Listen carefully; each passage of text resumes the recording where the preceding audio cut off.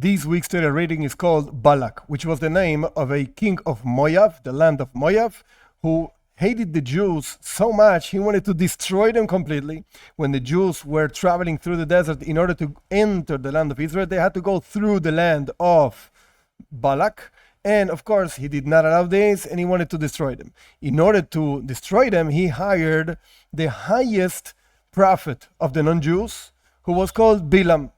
And Bilaam wanted to curse the Jews in order for Balak to destroy them. And of course, the story is known. Bilaam could not curse the Jews.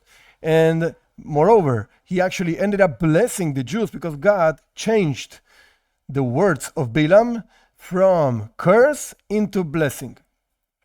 Now, we have to understand that the Torah is not just a book of history. That means we're not just saying nice stories about Balak and Bilaam and the Jewish people and so on. Rather, each one of these things has an expression within each one of us.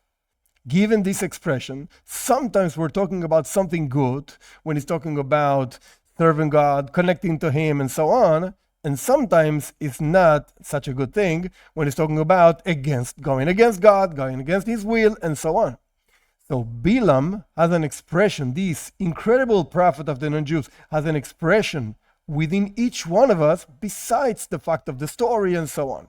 What does Bilaam mean inside of us? And moreover, what can we do in order to not just not get affected by Bilaam, by our own inside of us Bilaam, rather changing his curses into blessings? So I would like to share with you a few words in Hebrew. Now, even if you don't read Hebrew, it doesn't really matter. Over here, it says Bilaam, which is the name of this prophet and so on. Over here, it says Amalek. Amalek is a whole group of people that wanted to completely destroy the Jewish people also. And moreover, we have a mitzvah, we have a commandment of destroying Amalek. Today, we can't go in the street and say, hey, that guy is Amalek, let's kill him. No way. But, as I mentioned before, Torah is not just a book of stories, so it has an expression within each one of us. In order for us to understand what Bilaam means, first we have to understand what Amalek means. Why? Because they're intimately related. What's the relationship? Again, even if you don't know Hebrew, it doesn't really matter. Look at this letter over here. It says Bilaam, these letters, Beis Lamet. And when you look at the first two letters of the word Amalek, it's actually the same last two letters of the word Bilaam. This last letter, Mem, when it's at the end of the word, changes a little bit, but it sounds exactly the same, and it's the same name, Mem. So, Bilaam, the first two letters of the word Bilaam, and the first two letters of the word Amalek, they actually form the word Bilaam. And the same thing happens the other way. The last two letters of the word Bilaam, which is and the first two letters of the last two letters of the word Amalek, they actually form Amalek. Amalek. So we have Bilaam on top, Amalek on the bottom. And if you look at them from up to below, you have Bilaam and Amalek also. So they're intimately related. In order for us to understand what Bilaam means inside of us, we can understand what Amalek means inside of us. What does Amalek mean? It's explained in many places. Basically, two ideas. Idea number one, Amalek represents the arrogance of fighting even that which is not fightable, so to speak. When the Jewish people left Egypt, they were like on fire, and they were very powerful after the miracles of the 10 plagues, after the miracles of opening of the sea and so on, and nobody wanted to go with them. Nobody wanted to fight with them. Nobody wanted to be against them and so on. But Amalek, they took, so to speak, the first place, and they went to fight with the Jewish people. Arrogance. Point number two, our sages explain in different places that Amalek means indifference. When a person knows something, you know God is there. Actually, Bilaam, we're just connecting to Amalek, he knew God. He was a prophet of God. He talked to God, he spoke with him, and so on. And he got answers. However, he wanted to rebel against him. He wanted to go against his will.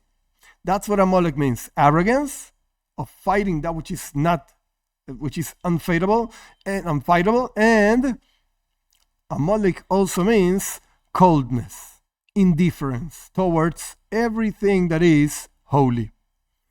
How do you fight this within each one of us? So let's go to the second part of these letters in Hebrew. Over here on top we say we have the word ira. Ira means fear of God. In the bottom we have the word ahava, which means love to God. And if you do the same game, so to speak, we did with Bilaam and Amalek, you will find there's a relationship between these two words. Ira, the first two letters, Yud and Reish. If you read from above, down, you have also the same thing, Ira. You see, the last two letters of the word Ira are the first two letters of the word Ahava. It's the same from above to below. And the same thing happens with love, Ahava. The last two letters of the word Ira are actually the last two letters of the word Ahava. So they're intimately related also. What does it mean to fear God?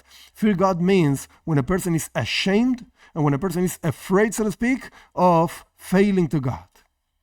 He gave me so many things. He sustains me. He wakes me up every single day, and I still fail to Him. It's not fair. It's not right. And ahava is basically the same thing, but just on the opposite directions.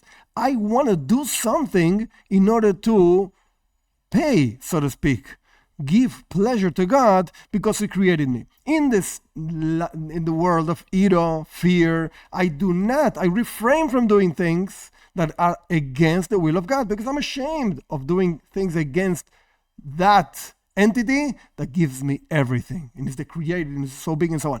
On the side of ahava, love, I want to do things in order to please God, in order to thank Him for giving me life and for creating the world and so on.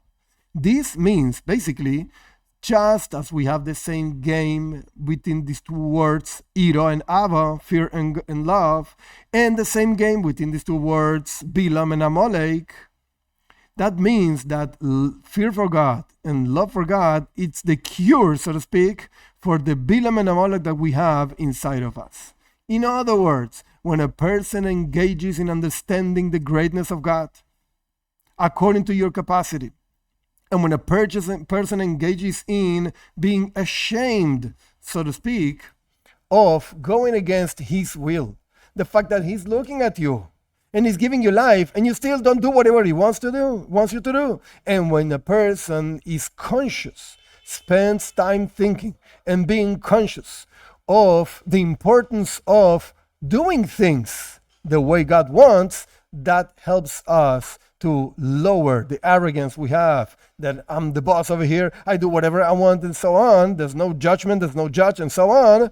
And also the problem of indifference. When you see a person needing something, you're going to go and help him because just as God helps you, you have to be a tool of God in this world in order to help other people. So let be the will of God that we can actually work within ourselves, developing fear of God and love of God, true fear of God and true love of God, and that will help us fight our own Bilaam and Amalek.